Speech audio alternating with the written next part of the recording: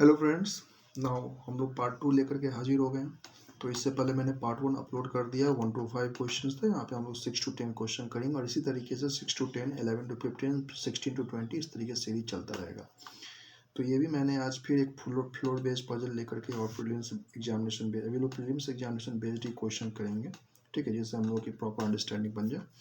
तो चलिए बिना समय गंवाते हुए ये पजल स्टार्ट करते हैं। इन 7 storeyed building having floors number 1 to 7 floors है। वहाँ पिछले पजल हम लोग 8 फ्लोर्स का पढ़े थे। ABCDENF। यहाँ पे देख रहे हैं कि एक पर्सन का मिसिंग नजर आ रहा है। Okay, live on different floor. The ground floor is number 1, down floor number 1 है। इसका मतलब ये हुई हम लोग अपने नोटबुक को ड्रॉ कर लेते बिना समय गंवाए हुए कि 7 है तो 7 6 5 4 3 2 1।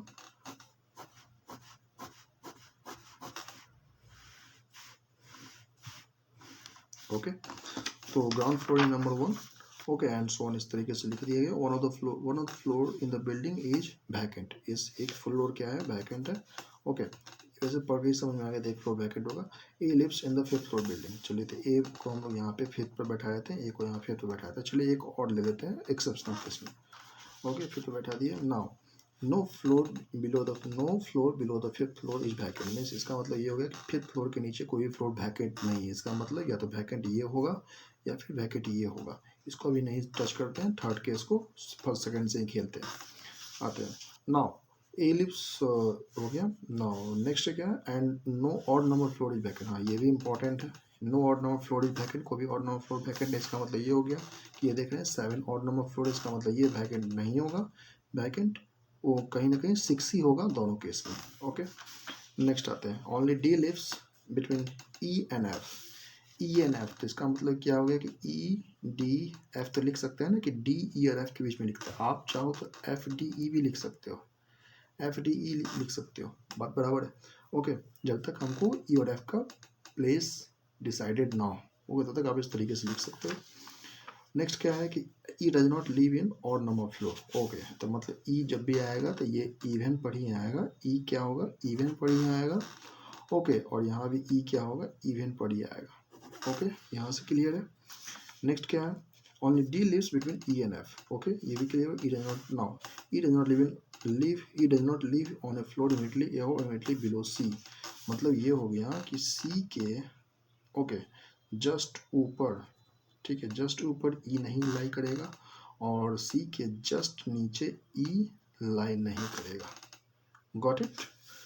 नेक्स्ट क्या है, now B does not live on bottom most floor. Bottom most floor करने का मतलब ये जो है ना 1, यहाँ पे बी लाई नहीं करेगा, यहाँ बी लाई नहीं करेगा।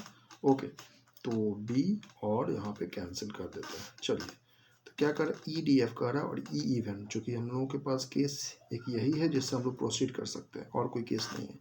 देखिए, तो ई डी एफ तो यहाँ तो ऊपर दोनों में आएगा ही नहीं, क्योंकि इन दोनों 2 ही सीट वैकेंट है। मुझे 3 सीट लगातार वैकेंट चाहिए। ओके, कंटिन्यूसली वैकेंट चाहिए।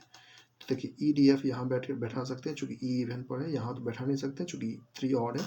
तो E D F, E D और एफ, इस केस में वही होगा कि 3 पर तो ये नहीं ना आएगा। ओके, तो जो कि ई इवन पर है तो ई डी और एफ। हाँ, एक केस और बन सकता है, जैसे ई को इवन कहा है ना, तो हम क्या कर सकते हैं, यहाँ पे इसको ई बना सकते हैं और इसको एफ बना सकते हैं। ओके, इसको एफ बना सकते हैं, चूँकि पोजीशन ई और एफ का नहीं बता रहा है कौन किस पोजीशन पर है। हाँ, बी बॉटम पर नहीं है, तो इसका मतलब क्या होगा, बी 7 पर ही आएगा और यहाँ भी बी 7 पर ही आएगा। चलिए, उसके बाद और कोई यहाँ पे नहीं कर रहा है। नेक्स्ट क्या, now A B C D only D E और B does not live on, yes, यहाँ एक चीज़ कर रहा है क्या, E does not live on a floor immediately below C's floor. तो यहाँ पे जैसे हम लोग लगाए थे, ठीक है, कि सी के आसपास ई नहीं बैठता है।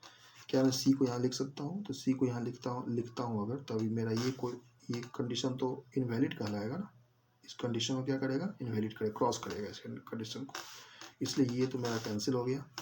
और यहाँ ई का पोजीशन है, तो यहाँ हम लोग सी को आसानी से बैठा सकते हैं। ओके, इस तरीके से हम लोग, मेरा केस 1 ही सही हो गया। इसको मैंने बना लिया था एक्सेप्शन, ताकि अगर इस दोनों केस अगर गलत होता है तो हम लोग थर्ड केस को प्रोसीड कर सकते हैं। ओके, ना इसके क्वेश्चंस बनाते हैं। Who lives on the top most floor, top most floor पर कौन रहता है? तो देखिए टॉप मोस्ट फ्लोर पर बी है, टॉप मोस्ट फ्लोर पर, तो हम लोग यहाँ पे बी, क्वेश्चन नंबर 1 का बी यहाँ पे हम लोग पुट कर सकते हैं। ओके, नाउ क्वेश्चन नंबर 6 यहाँ हम लिख सकते हैं। क्वेश्चन नंबर 7 में क्या है? On which of the following floor does D live, D किस फ्लोर पर रहता है? देखिए डी का पोजीशन क्या है, डी का पोजीशन 3 है, तो यहाँ लिख सकते हो थर्ड फ्लोर पर डी रहता है। क्वेश्चन नंबर 8 में आइए, 8 में क्या है? Which of the following floor is vacant, vacant floor कौन सा है? तो 6th फ्लोर क्या है? वैकेंट है, तो 6th फ्लोर क्या है? वैकेंट है ना। यहाँ पे ऐसे 6 लिखे या फिर इस तरीके से, यहाँ में से तो ऑप्शन को टिक करना पड़ता है। क्वेश्चन नंबर 9 पे आते हैं। 9 पे क्या दे रहा है? हु लिव्स जस्ट अबव ए, ए के ऊपर कौन रहता है? ए के ऊपर चूंकि वैकेंट है तो इसको भी काउंट करना पड़ेगा, लेकिन यहाँ कोई पर्सन नहीं है, तो ए के ऊपर जस्ट कौन रहता है? बी रहता है, तो यहाँ पे बी, तो यहाँ लिख सकते हैं बी ए के ऊपर।